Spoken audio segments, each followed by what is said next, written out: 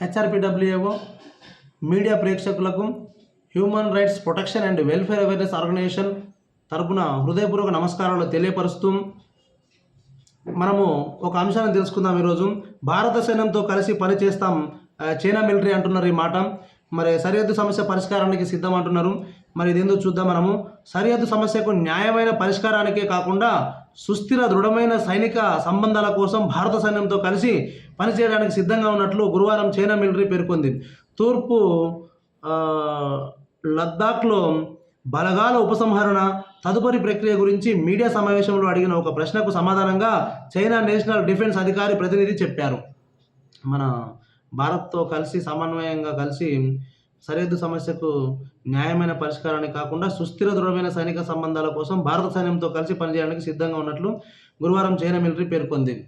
చూడండి, మన భారతదేశం ఇక్కడ గర్వించదగ్గ దేశంగా ఎప్పుడో మారింది, ఇక ముందు కూడా ఇంకా మారబోతుంది కొన్ని విషయాలలో. కాబట్టి ఇదంతా మనము గర్వంగా మనం చెప్పుకోవచ్చు.